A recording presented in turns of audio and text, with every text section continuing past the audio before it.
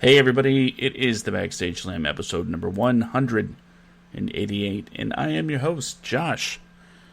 Wow, it's been one heck of a ride this week. Starting with Ben.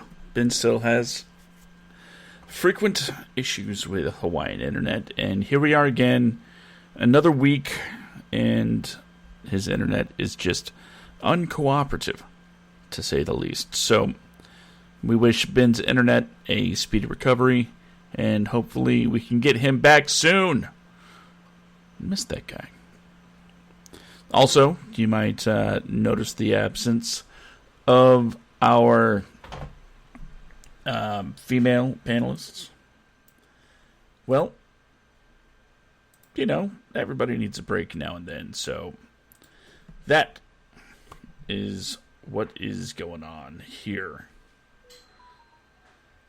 So, here I am, Josh, at Skid Comic on Twitter, ready to let you know about everything going on in the world of wrestling. First, where do you even begin after a week like this?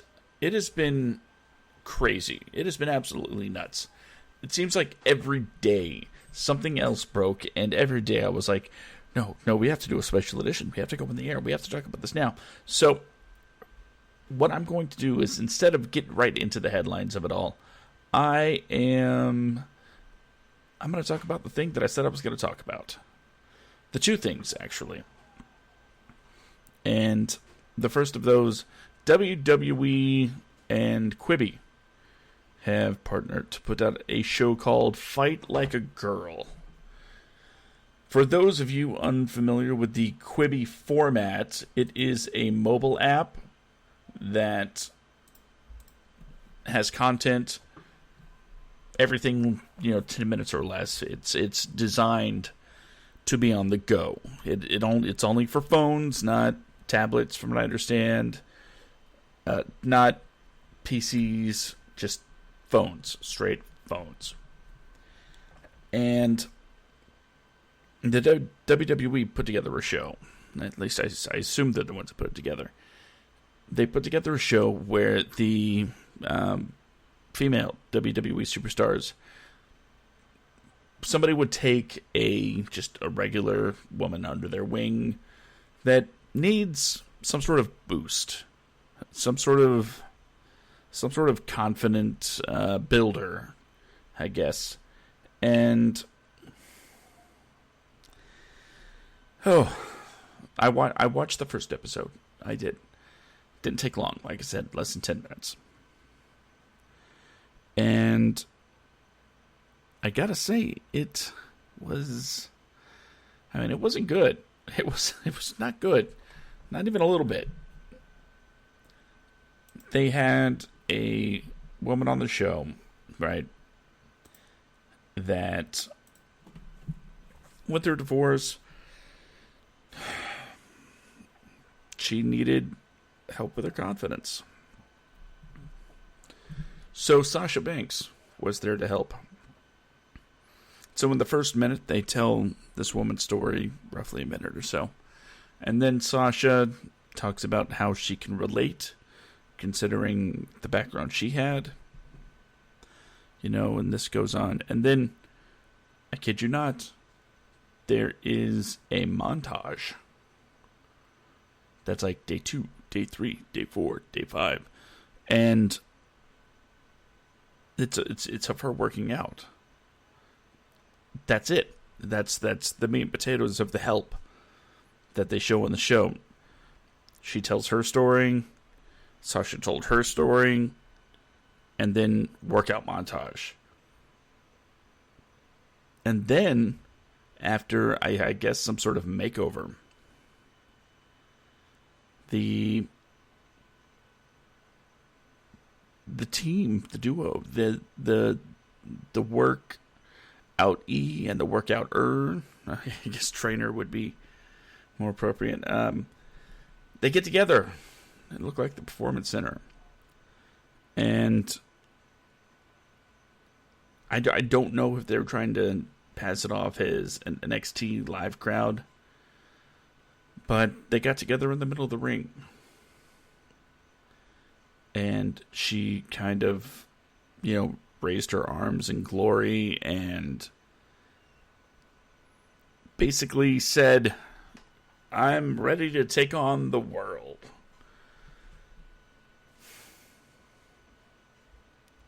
Which was kind of weird because the only interaction that we saw at this point was, like I said, her story, Sasha's story, workout. I don't know where this epiphany came from, this life-altering decision to be more confident came from, because it just wasn't there. They didn't show it.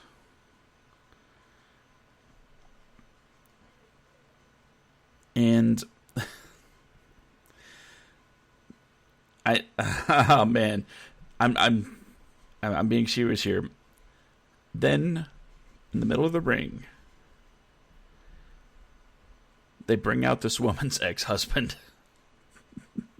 her ex-husband is brought out to, I don't know, he was doing the bowing thing, like, yeah, you did great. Da, da, da, da, da, da.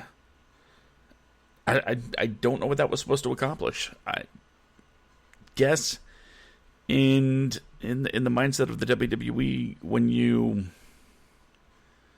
bring back someone from the past and show them that you did well, that is the ultimate comeuppance. That's the payback. Look at me, I worked out for a little while. And that's it.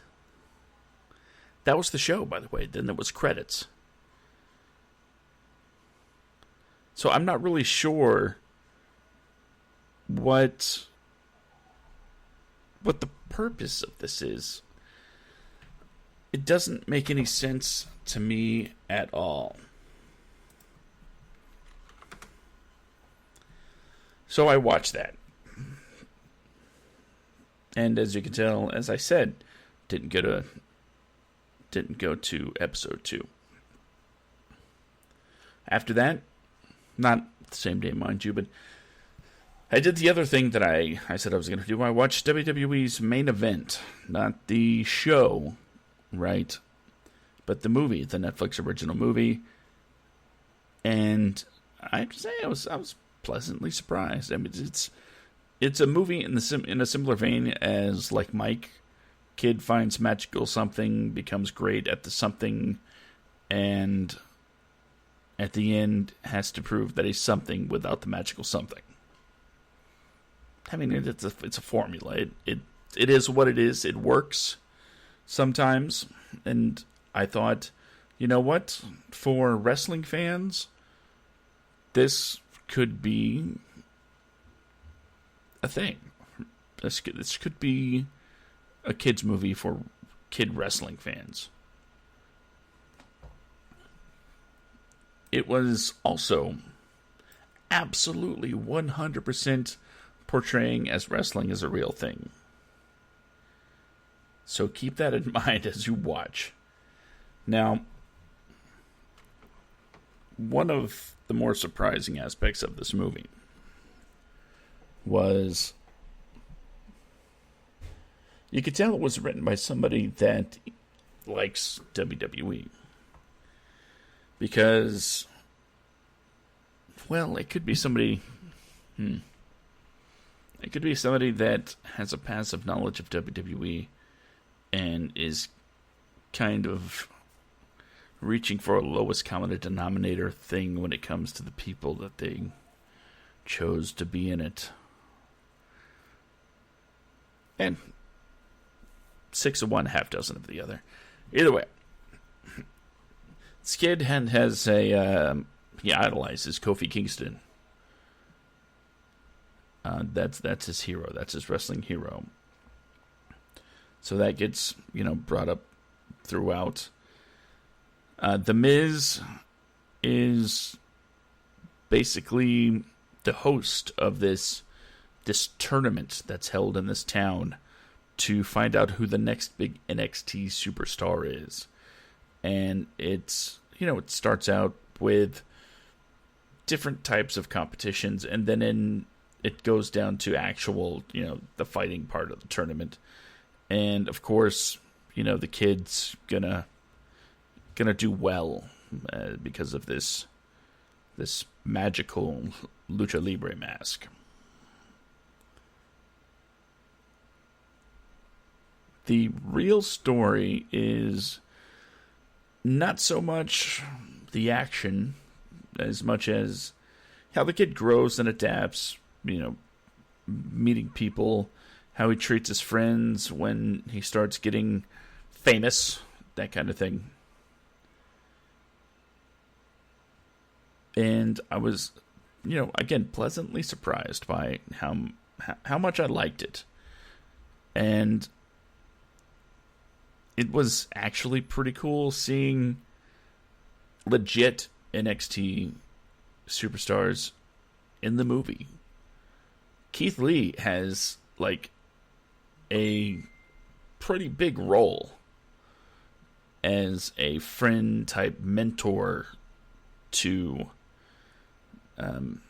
the kid with a mask. I'm sorry, I don't remember the name. I didn't write this stuff down. So Keith Lee has a pretty big part. Otis is in it, although he's just I'm a wrestler, there to be a foil. Not good, not bad, just an obstacle. And there are a few other noticeable NXT performers in there. So if you have kids, or if you're a kid at heart, check it out. I mean, you know what you're going to get if you're used to the format, the formula. So, worse things have happened when it comes to WWE studios, and I kind of recommend this. Took a little pause right there, because I think it's time to really get into the meat and potatoes of the stuff that's happening this week. Unfortunately, with so much going on just in the world, it's a lot to get to. So please forgive me if I don't cover a story that you're really looking out for. Right now, I think, let's see. I'm going to say right now the number one thing going on is the firing and furloughing of several WWE people. Okay, so far, because the firings are still going on, from what I understand, I'm going to try and get through this and read to you as many people as possible, and maybe give a quick react to everybody that I feel needs to have a react to. Okay, WWE announced that WWE has come to terms on the release of Kurt Angle. No real surprise there, because the only thing he's really been used for is an ambassador, which is fine. If he can't go in the ring anymore, he can't go. That's life. But if he's on the payroll as just a talent, maybe they should re-sign him under some sort of other agreement, and then just have him make appearances, do stuff. Because he is a well-spoken representative of the WWE. This next one, though, it kind of hits hard, especially for this show, because everybody knows how much Ben loves his Ruru. That's right, Rusev has been released. Rumors have been going around for months, if not years, that he was very unhappy with his role in WWE. And quite frankly, I can't say he's wrong with how he's been utilized, because in my opinion, he should have been a top champion a couple times over by now, especially when it came to WrestleMania, when he rode into the stadium on a freaking tank. A tank! And how did they capitalize on that? They had him lose to John Cena.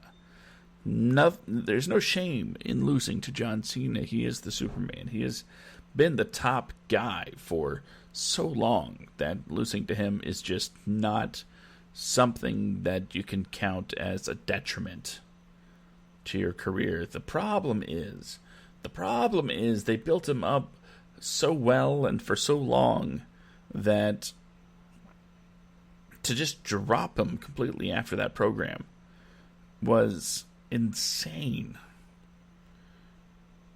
Imagine if they did that with Braun Strowman, which is, if you recall, when Braun Strowman first broke out on his own, that was my biggest fear, that he would never reach the top of the mountain because he was just being built as a monster for someone else to take down, for Roman to take down. And the cool thing is that never happened. Not in the way that it happened with Rusev. It wasn't so decisive in John Cena's favor, and I think that really went a long way for Braun Strowman's longevity. But we're talking about Rusev. Rusev never really bounced back from that WrestleMania. He never got to the place that he was. Yeah, he exceeded that point in popularity as a fan favorite. Rusev Day was a big success, but it just wasn't the same as being taken seriously as a monster heel. So, unfortunately, Rusev is gone. Next up, Drake Maverick. I can't say I'm super shocked. He is entertaining, and he did let the cameras into his life a little bit. So, mad kudos, mad respect for that. But as far as being useful talent, it just hasn't been in a while. Not a knock against the guy. He's super talented. And whether he's in the ring or just on the mic, he's been good. And the, I was going to say the hardcore title. No, the 24/7 championship was made not only just because of R-Truth, but he had a hand in there too, giving us some really funny sketches. So wherever he goes, I hope they utilize his mind as well as his abilities in the ring, because he could be an asset for almost any company. Zack Ryder. Oh, that one's a blow, because he seemed like a couple of these guys, like a WWE lifer. Like he's going to stick around, he's going to collect his paycheck so he could, buy his action figures and, keep doing his side hustles. Because that's what it seemed as of late, that Zack Ryder was going to work for WWE to get, it was his day job. And the YouTube channel was kind of like where his real priorities were. But to see him gone, it's kind of surreal. Like I said, he just seems like one of those guys that was just never going to go anywhere. Almost the same with Kurt Hawkins, because he did a lot of losing. He did a lot of losing, and he kind of proved he was willing to be a company guy. And from what I understand, he was also willing to pitch some ideas whenever he had them. But that win kind of How often can you say that a win took momentum away from somebody? Not very often. So Kurt Hawkins will, find his future somewhere else. And I wish him luck. Next up is a couple of guys that really surprised me, because it was last year they'd signed 5-year contracts, and I didn't think they were going anywhere. I thought this was their retirement plan, and to see them let go so unceremoniously, Gallows and Anderson. Well, doesn't appear to be the case. Fortunately, it looks like at least one of them's heading back to Japan. At least that's what a teaser kind of inferred. I don't get it. They are a very talented duo. Hell, what was it? Come on, help me out.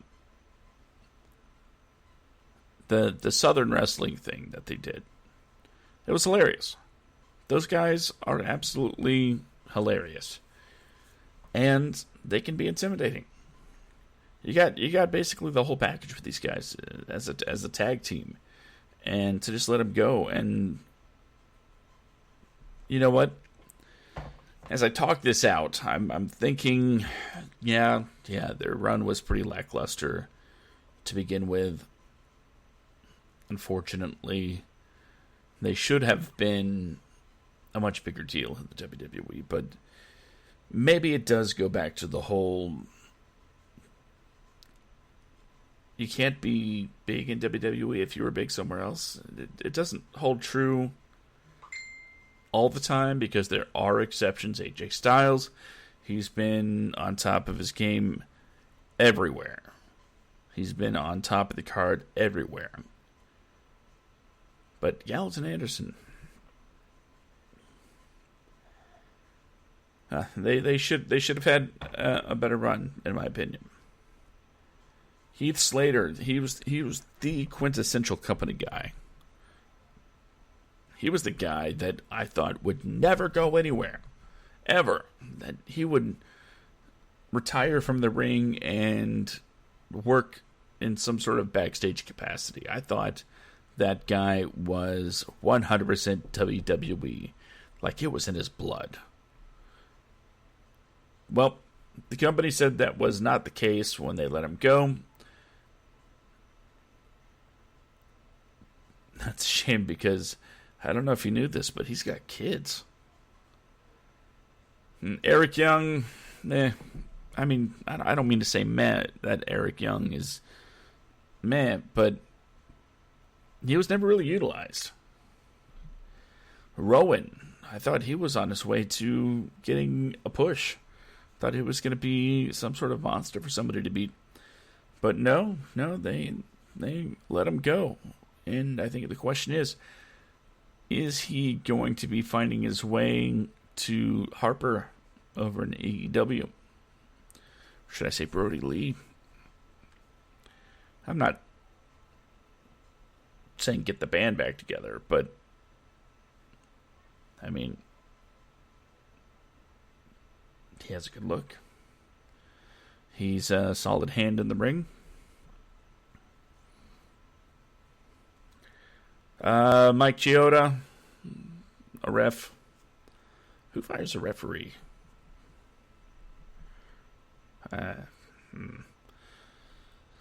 Mike and Maria Kanellis, or Mike Bennett. I mean, let's face it, they were going to be gone. This has been known for a while. Whether it was... oh, wait, did they just sign new contracts too? I don't remember. I'd have to look that one up. But, yeah, I never expected them to stay. And if they stayed, I'd never expect them to be utilized by any means. EC3, a guy that a lot of people have been wanting to be released. Not because they don't like him. No, quite the opposite. In fact, people wanted him to be released because they do like him. They want him to be in a place where he will be utilized and appreciated. And quite frankly, as I've said before, one of the most top-heavy rosters ever, right? If they would just start building big stars instead of, 100 average stars, they could take this talent, and I do mean talent, not just in the ring, not just on the mic, but there are a lot of people there that are the whole package that just, I don't want to say they're not given the opportunity to shine, but it seems like some of them are very handcuffed with their abilities to be creative. I know there are people out there that would say, well, it's live TV, and you think it happened. You just do what comes natural. You know what? There's also repercussions for doing that.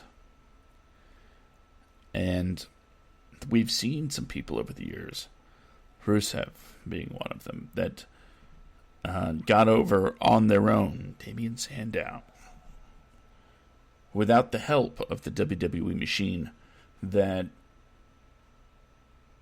knocked him down a peg or two instead of utilizing the newfound support from the audience. And EC3 never found that audience in WWE, but the people that have been supporting him since his Impact days, they want him to be somewhere where he can prosper. WWE wasn't going to be that place until they got behind him. Didn't see that happening, personally. NXT, he was allowed to shine. But like a lot of guys, as soon as he got called up, that shine wore off really quick. Had a hell of an entrance. And then as soon as you started seeing him just being one of the guys in the ring, you knew it was done. Aiden English, hell, his days were numbered a long time ago. The Vaudevillains were one of my favorite acts because it was different. He found a second wind on riding the coattails of Rusev Day. And it worked. He did very well with it. Unfortunately, when that angle ran its course, so did his usefulness to the company. And like I said, it was only a matter of time. Lio Rush, insanely talented guy. He's going to be fine. He's going to go somewhere that it's going to let him be what he wants to be. It just seemed pretty obvious that he wasn't very comfortable with it being pigeonholed into whatever WWE want him to be. And reports indicate he was very vocal about it. So, yeah, he's going to be fine. He's too good to not have a job. He will be working in. And finally, on this sheet, by the way, this sheet, Primo and Epico, the Colognes, really enjoyable guys to watch. But I don't know what it is about the WWE that just, I don't know, they don't care for tag teams, it seems.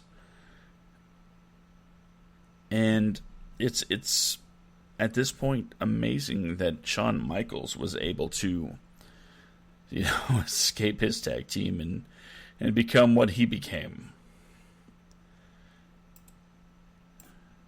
So next I'm going to move on to some NXT superstars that have been given the old axe. Gotta find the story. Give me a second. Let's see. NXT Superstars released from WWE.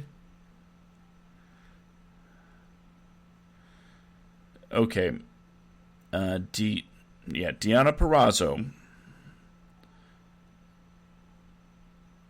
and Alexander Jaksic have been cut from that NXT brand. Who else? Because there were quite a few in the NXT release department. Okay, here we go. I have this list of 4. Tino Sabatelli. Every time I saw Sabatelli at an NXT live event, I smiled. No, not like that. But he was always fun to watch. He had... You could almost tell that he knew when he was in Jacksonville. Because there was definitely some love in the hate that Tino and the crowd, spit back at each other. So, whenever I saw him, I saw a star on the rise. The guy in my eyes was just cash money. And now he's a free agent. So somebody pick him up. Maybe not AEW, because you don't want that. But I think he would be better in a place where learning was still part of the program. Ring of Honor, and that's a great place for this purpose. New Japan. I'm not saying they pick up, hey, he's great, but no. Sometimes you need to find who you are, and we've seen a lot of people do that over the years by heading to Japan. And I'd like to see him kind of turn into a killer. Next up, Cesar Bononi. I don't really have an opinion on that. Mars Wang, the guy was great. He was fun to watch. I always loved watching that guy when he came for the NXT live events. And he could get the crowd going. Was he going to be a top guy? No, he's a little guy. Likes to fly. Could have been a great addition to the Cruiserweight division. Better off maybe not having the Wang name. Just a thought. And finally, Tanara Conti. Whew.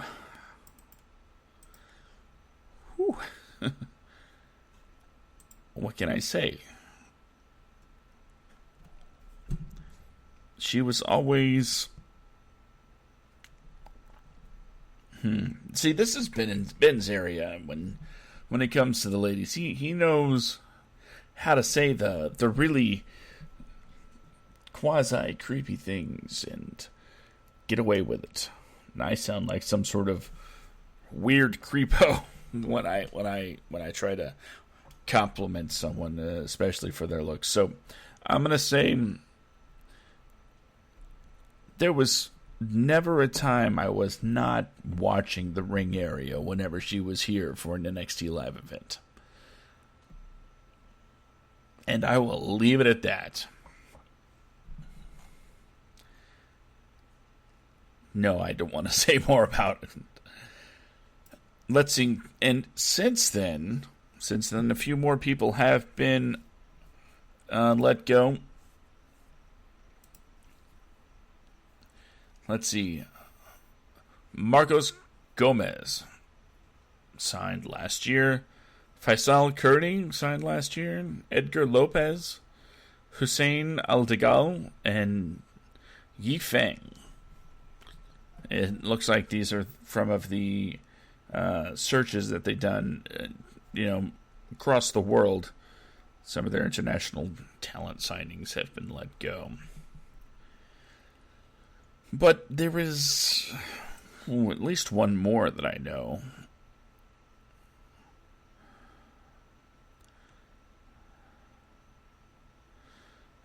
Let's see. I want to make sure I got it right. Yeah, there it is. Another one that kind of hurts, to be honest, because I was a big fan. I always love watching this guy. And I know for a fact that I will still be watching him, just not with NXT, I guess. Where he lands, I don't know. But Cassius Ohno is dead. Wait, I shouldn't say it like that. That was very inappropriate of me. I'm sorry. I'm going to immediately apologize for saying like that. Cassius Ohno is no longer a thing. Because he was released from WWE. He was released from NXT. And part of me is like, yeah, cool. I am very happy this happened. But another part of me is like, yeah, but, he's kind of good to have there. He's the seasoned guy, the veteran that can help the younger guys, adjust to the NXT style. But no, Cassius Hero is no more, and hopefully Chris Hero rises from the ashes. Because you're going to see Hero, and he's going to be somewhere, and he's going to be entertaining. Because that's what he does. I mean, for a guy that looks like he does, and for the things he's able to do, yeah, he's not going to have any problem finding work. So that is the talent that I have listed that have been let go.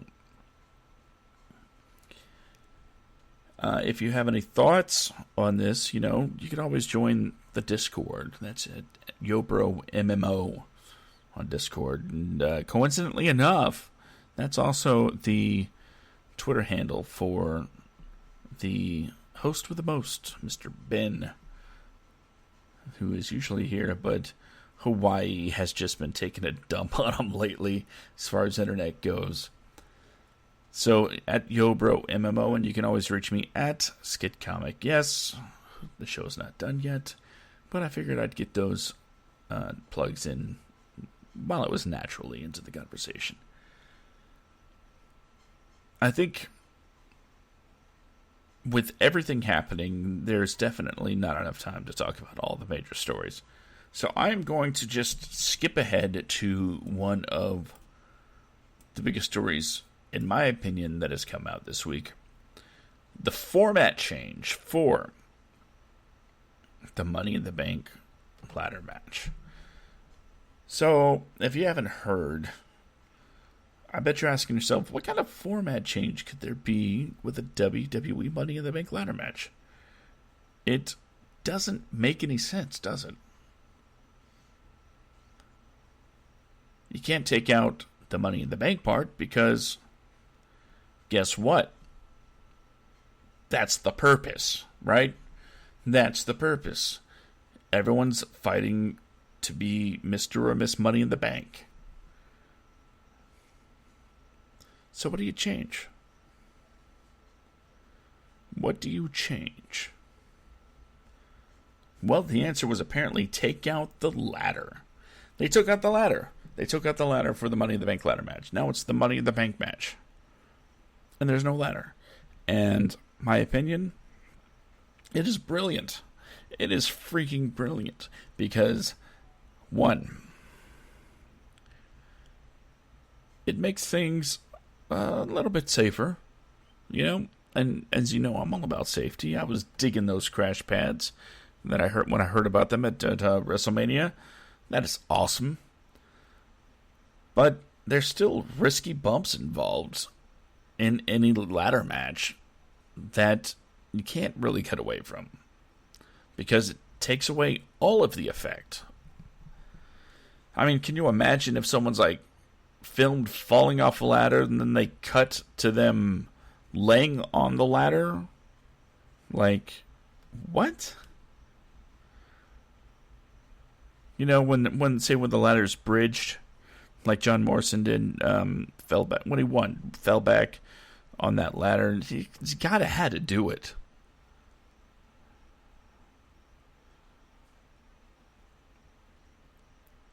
So now, if you haven't already figured it out, you might wonder, what are they going to do? How are you going to do a Money in the Bank ladder match without a ladder? Well, it's Money in the Bank. It's a Money in the Bank match. And from what I've read, everybody starts out on the first floor at WWE headquarters. That's right. It's not even the Performance Center. They're going to Connecticut. Everybody starts out on the first floor. And their goal is to get to the roof. Now you might be asking yourself, okay, with all these participants and whatnot, it's going to look stupid and goofy, right? Like they usually look when they go off location. No, I don't think it will, because I think Money in the Bank is going to be the next Boneyard match. I think it's going to be the next Firefly Funhouse match. It's going to be a cinematic action piece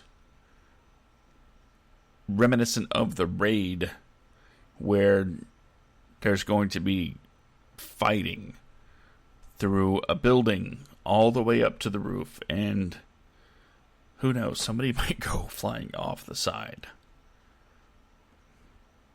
Stranger things have happened. So I look forward to the next WWE, at least this is my speculation, but I look forward to this if that is the case. It seems like the perfect opportunity, and who would have thought Money in the Bank would be where that opportunity comes in again? Not just the pay-per-view event, but the match itself. Finding a way to make it cool without ladders. Now, I could be completely wrong. I could be completely way off base. I am just going this based on reports that I've read. And of course, I could always say, now that I've said this, things are subject to change. You know, how the WWE doesn't like their stuff spoiled. When they hear people talk about it, they change their plans. I'm not going to name any names, but you know what it's like.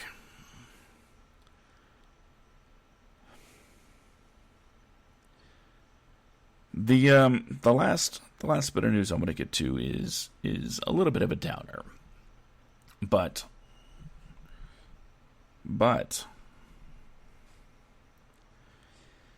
it is possible that it's just not going to happen. Right now, it looks like WrestleMania 37 is in jeopardy of happening. It's a year away. It is a year a freaking way. And it's already in doubt. Now, whatever you believe politically, I don't care. Here's what we know. There is a legit pandemic going on in the world right now. it is being slowed down because some of us are adhering to social distancing and lockdown measures. Does it suck that, as far as business goes, things are, well, basically falling apart? Yeah, it sucks. But I am personally in the camp of it's better to save lives because the economy is going to come back no matter what. I don't think there is a point of no return for the world economy. Yeah, things could suck financially for a long time. Especially for those that are a part of businesses that are very affected, if not just completely shut down. I mean, permanently shut down. And unfortunately, it seems that even if we, as a community of citizens, as a community of this world, if we manage to fight it off as best we can, there's still a chance that mass gatherings could be in question for up to 2 years, according to some experts. Because as long as this virus is out there, anytime thousands of people gather together, it's not a guaranteed way, but it's certainly a way that could spread this thing even more. A good probability.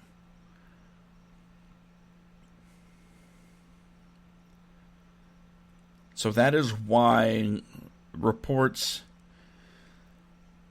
have to say any live event,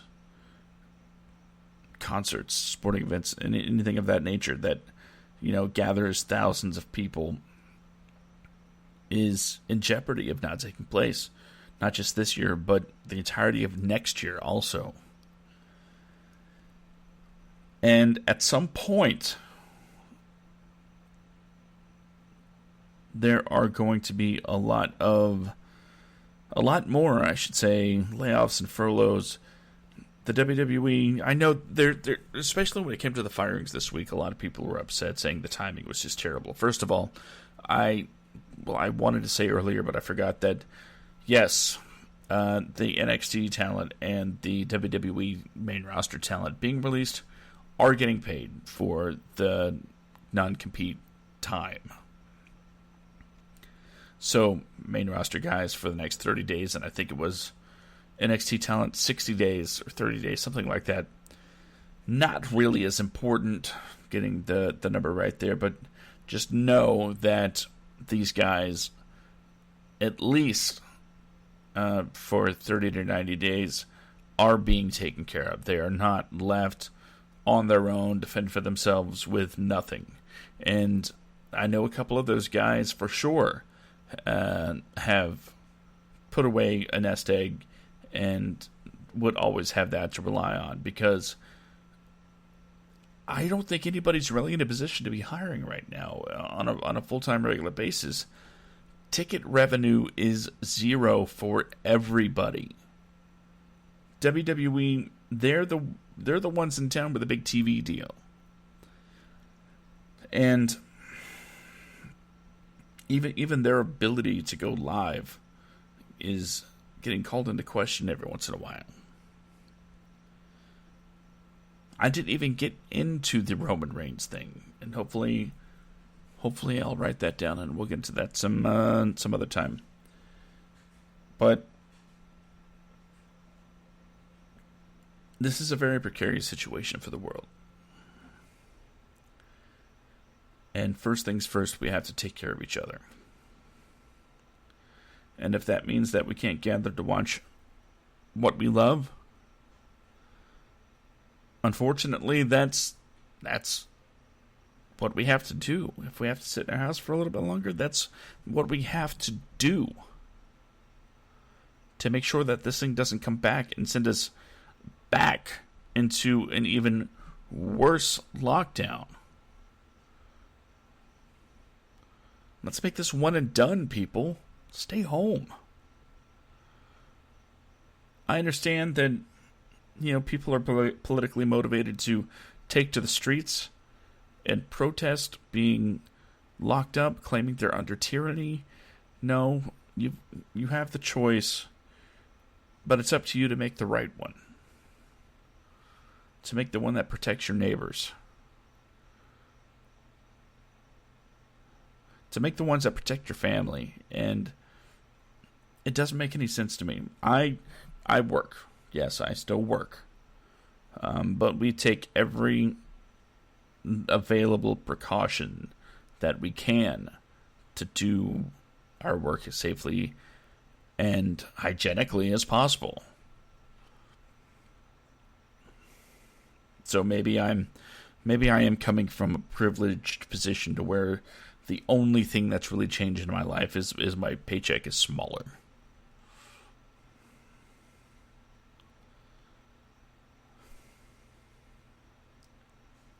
And I'm sorry if that is the case, or if you feel that I shouldn't be speaking on this. But I really do think that it's wrestling related, especially when it comes to WrestleMania 37 also being in question as far as having a live audience. I don't know if we're going to have live audiences again this year. I don't know if we're going to have live audiences next year. What I do know is that as long as there's wrestling to be watched, I will be watching it. We may not take the time to talk about, the week's episodes on the show, but just know that we're still consuming. And we're going to be here for you every week. At least one of us. No matter what. You know what? Maybe I should just take next week off myself and let the ladies take over the show for a weekend. Maybe. Nah. I love doing this too much. So with that being said, thank you for joining me on the Backstage Slam episode number 188. Give some love over to Ben at YoBroMMO. Yeah, it's a shame that he hasn't been able to join us in almost a month, but hey, remember when I took my sabbatical and then I came back and I was like, more hells yeah than ever? Maybe that's what he winds up doing. He comes back and he's fresh, and you'll give him the big ol', babyface pop that he deserves. And then he's gonna instantly cut an evil promo and make you pay for believing in him.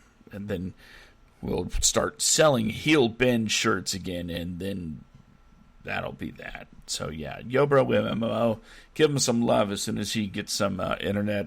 I'm sure he will return that love tenfold. If he doesn't, I'll tell him to make it 20. Anna is also on Twitter at Catwoman13618. I said at Catwoman13618. You can reach out to her. Let her know how you feel about her being on the show. That's one thing we haven't really had a whole lot of feedback on, because it's nice to hear from you guys. And if, there's a new voice around, let them know, hey, we like you. Amber is not on Twitter, so I'm not really sure how you guys can reach her except through the Discord. It's YoBroMMO, the Discord, where you can find me, you can find Ben, you can find Amber, and you can find Anna And it's the best way to join our conversation when it comes to WWE, AEW, Ring of Honor, New Japan, MLW, Impact Wrestling, WrestleCircuit. You know, I could go on and on and on because it is truly a great time to be a wrestling fan. Well, before I forget, Ben likes to stream, so look up, if I'm not mistaken, Yobro MMO on Twitch. Watch Ben's live streams when he has internet. And from there you can find links to our Patreon. For $1 a month, you can help make our dreams come true. And for a little bit more than that, some other stuff happens. So, forgot to press the button. Thank you for joining me. We will be back next week for episode 189. This has been the Backstage Slam. I have been Josh, and too sweet.